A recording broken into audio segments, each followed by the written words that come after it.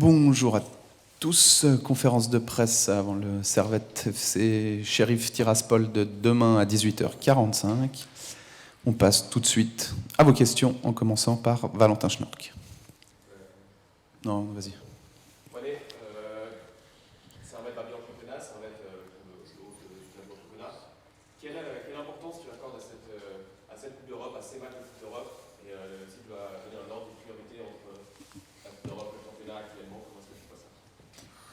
Ouais, j'ai très rarement des priorités. Je veux tout le temps gagner les prochains matchs.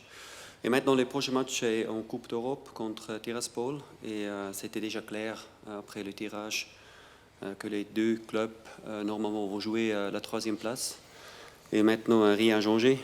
Après le match à Tiraspol, c'est le but demain de gagner et de rester sur le meilleur chemin de terminer troisième.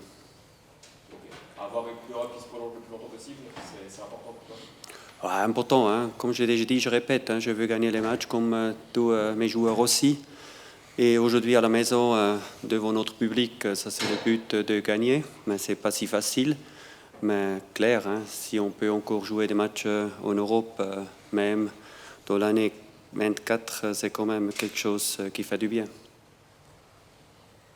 D'autres questions? Oui, Daniel. Peut-être moi, pour rester sur ce thème, on l'a vu maintenant, tu mettais beaucoup en place un tournus.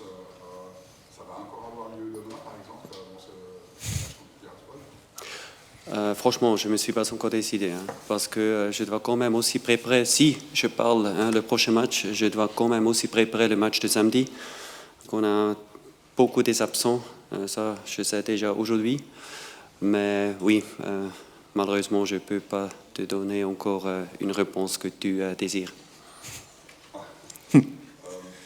Beaucoup d'absents, on a vu sur le terrain là, à l'entraînement, il y avait 16 joueurs et 2 gardiens.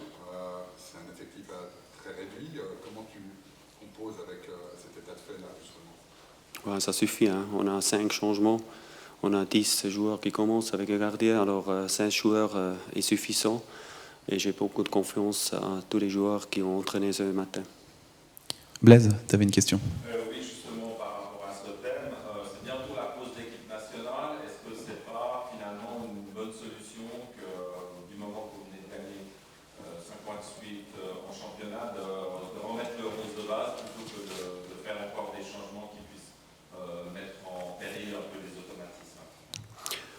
Nous avons quand même gagné des matchs aussi avec beaucoup de changements maintenant. Ça veut dire toute l'équipe a bien fait le boulot, avec aussi beaucoup de succès.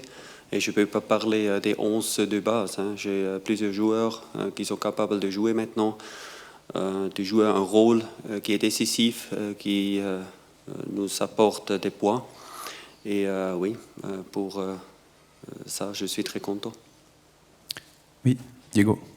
Oui, mathématiquement, vous avez du coup maintenant joué contre le Sheriff Tiraspol. Ça représente quoi de jouer contre cette équipe? Comment est-ce que vous allez peut-être aborder les choses différemment demain? On aura à l'esprit le même objectif qu'au match aller, de gagner. Après, maintenant, on est préparé à ce qu'ils peuvent nous proposer, mais on sait que ça sera un match compliqué comme on l'a eu au match aller. Oui, Daniel. Depuis la blessure d'Anthony Baron, tu es titulaire inamovible en championnat, en Coupe de Suisse, 120 minutes contre Célo, et 2 fois en Europa League. C'est beaucoup de matchs à répétition. Comment tu gères un petit peu le fait d'être très utilisé ces derniers temps? Après, c'est toujours mieux de jouer, mais bon, on essaye de récupérer le mieux possible à chaque match. Et tant que le coach nous met titulaire, on essaye de donner tout ce qu'on peut sur les 90 ou les 120, comme c'était mercredi dernier. Et on est toujours en discussion pour savoir si je peux enchaîner ou si je ne le peux pas. Donc, pour l'instant, ça se passe bien. Vous discutez les deux pour savoir un petit peu où tu te situes physiquement, tout ça? On a des discussions comme il a avec chaque joueur pour prendre la température sur mon niveau physique, parce que comme il a dit avant, on est vraiment un groupe solidaire où tout le monde peut apporter sa pièce à l'édifice. Donc que ce soit moi ou un autre, et ben, on a les mêmes idées de jeu et puis c'est la même chose. Tu lui as dit quoi justement à la veille de ce match? Tu viens de faire 9 matchs de suite pratiquement. Tu lui as dit que tu étais prêt pour demain? Non, moi, tous les matchs, je suis toujours prêt. Je suis toujours prêt pour tous les matchs et après, c'est toujours le coach qui prendra la décision finale. Mais tu l'as dit physiquement, c'était bien pour toi. Tu n'avais pas peur de jouer un 10e match de suite? Non, j'ai jamais peur. Par rapport à l'adaptation, tu es arrivé d'Aris Salonique. Au début, il a fallu prendre ses marques. Puis on voit petit à petit un nouveau bras de l'air, Zico, qui arrive avec un peu plus d'assurance, notamment défensivement, dans les positionnements, etc. Offensivement, tu as toujours apporté beaucoup. Il a fallu ce petit temps d'adaptation? Oui, après, comme tous les joueurs, on a toujours besoin d'un petit temps d'adaptation. Et après, je pense aussi c'est au niveau collectif qu'on est mieux. Et puis, ça se ressent. Dès qu'on est mieux collectivement, chacun peut individuellement aussi montrer un peu plus. Oui, ouais. Après on passe à Grégoire. À ton poste, la saison dernière, il y avait un géant, donc Gaël Clichy. Est-ce que les gens t'en ont parlé un peu ici? Et puis toi, comment est-ce que tu as appréhendé l'idée de remplacer quelqu'un comme Gaël Clichy? Ouais, après, je me suis pas mis de pression parce que ça reste quand même Gaël Clichy. Donc, je me suis toujours dit que je vais venir avec mes qualités et essayer d'apporter ce que moi je peux apporter sans pour autant me comparer à Clichy, car on n'en est pas là aujourd'hui. Grégoire. Une question pour M. Weiler, qui a eu un début de saison un petit peu compliqué au niveau des résultats. Maintenant, depuis un bon mois, ça va beaucoup mieux. Comment est-ce que vous l'expliquez? Qu'est-ce qui s'est passé? C'est peut-être aussi le temps que l'équipe s'adapte à votre arrivée, à votre discours. Ouais, Bradley l'a dit pour tous les nouveaux joueurs, temps d'adaptation. On a besoin de ça.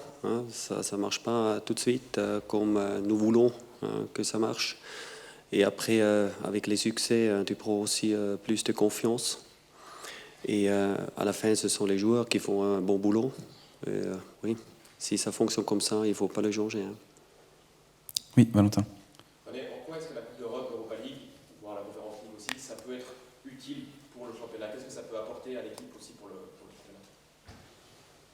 championnat? Ouais, tous les succès nous aident, ça c'est clair. C'est aussi probablement mieux pour la confiance. Mais à la fin, je répète encore une fois, le but est toujours de gagner des matchs. Si c'est en Coupe Suisse, championnat et en Europe, ça c'est pas une différence. Si tu gagnes, tu prends la confiance. Si tu ne gagnes pas, tu hésites, tu as des doutes, tu commences à réfléchir. Et moi, je ne compare pas. Je veux gagner des matchs qu'on joue. Et de temps en temps, on a des matchs un peu plus faciles. Après, on a des matchs un peu plus compliqués. Et maintenant, en Europe, c'est un peu plus compliqué. Et on essaye de passer avec des objectifs qu'on a en Europe. Est-ce que ça peut aussi contribuer à faire grandir le club d'une certaine manière que tout le monde au sein du club prend de l'expérience, peut aussi voir plus grand pour la suite aussi? Vous pensez toujours un peu plus grand que moi. Je prends des petits pas. Ici à Genève, qu'on a déjà eu le tirage, plusieurs ils ont dit deuxième, des choses comme ça. Moi j'ai dit de Dieu, qu'est-ce que les autres pensent Slavia Prague, ils n'ont pas connu Servette. Les autres, ils ne connaissent pas Servette. Et moi je préfère d'être un peu plus modeste. Et maintenant il faut faire des bons matchs, il faut essayer de gagner. Et après on parle des objectifs, des autres objectifs. Tim.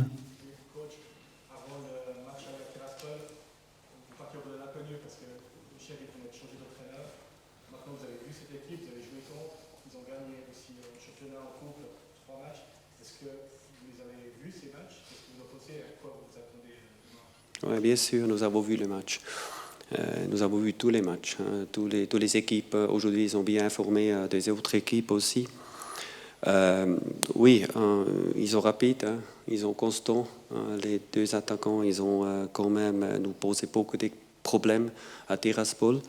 En même temps, on a bien géré, bien joué le jeu pendant 60 minutes. Mais j'attends quand même un autre match demain, ici à la maison. Et il faut être prudent défensivement, qu'on ne va pas prendre des buts, et offensivement quand même de créer des occasions pour marquer des buts. D'autres questions? Oui, Diego. Une question pour Vladimir Mazikou.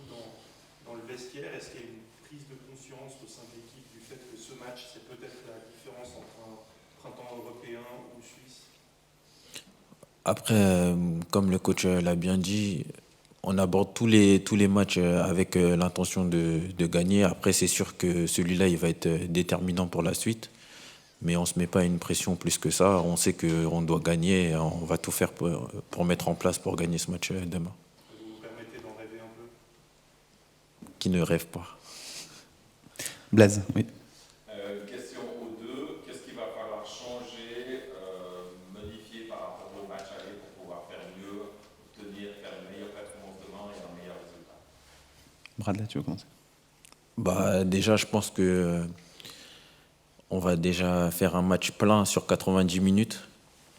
Et comme on l'a bien vu, les dernières minutes, ils sont capables de nous mettre en danger. Donc, savoir être patient et toujours faire attention à tout ce qui est contre, et même avec le ballon, être bien en place et puis toujours être collectivement fort pour pouvoir mettre notre plan en jeu et pouvoir gagner ce match. Cool. On a vu justement au match aller que quand Servette était proactif et mettait de l'intensité et agressait un petit peu Tiraspol avait beaucoup de difficultés et que quand Servette l'a un peu moins fait en deuxième mi-temps après l'heure de jeu, c'est là où Tiraspol a pu trouver des opportunités. Est-ce que la clé est dans la longueur de l'intensité à imposer à Tiraspol avec le risque que ça impose?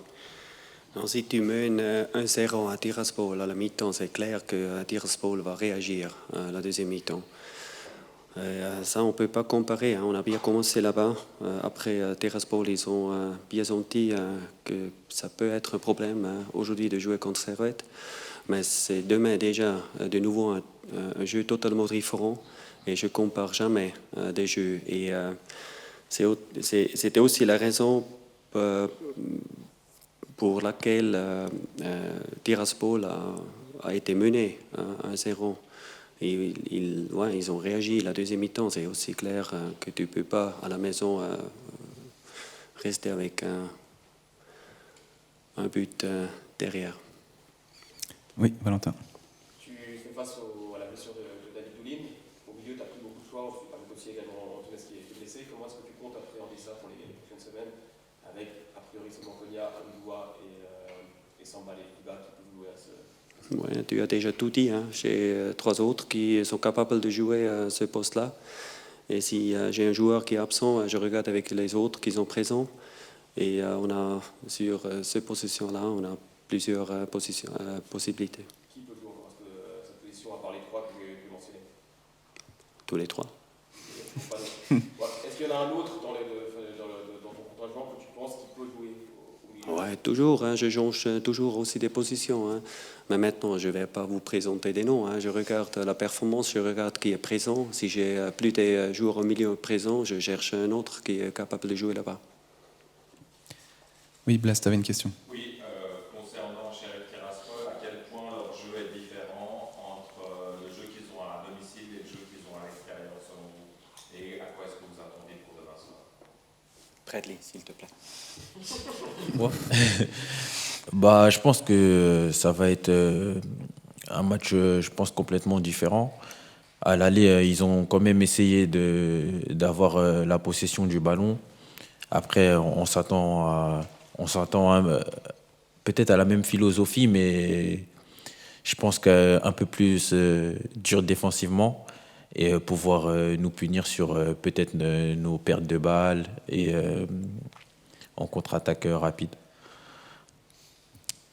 Est-ce que vous avez d'autres questions? Oui, on va peut-être arriver aux dernières. Daniel.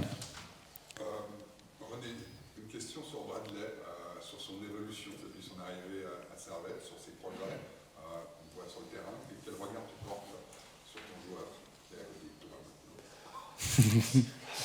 Oui, comme il a déjà dit, comme tout le monde a vu, il a eu des difficultés au début. Mais maintenant, il joue très bien. Et moi, j'aime aussi bien sa personnalité, comme il parle ici, comme il parle dans le vestiaire. Et je remarque aussi qu'il a aussi déjà joué à l'étranger, qu'il a beaucoup d'expérience. Et ouais, il nous apporte beaucoup. Il apporte quoi dans le vestiaire, justement? Tu me dis que tu aimes bien comment il parle dans le vestiaire. C'est quoi qui te plaît dans son discours? Tu as des questions, Daniel. Oui, mais s'il parle bien dans le vestiaire, ça veut dire qu'il nous aide aussi d'encourager des jeunes, de dire des choses qui sont importantes tactiquement, mentalement, ce qui concerne le comportement des joueurs, ce qui concerne le jeu qu'on joue. Je ne peux pas dire plus, parce que je ne veux pas répéter tous les mots qu'il dit dans le vestiaire.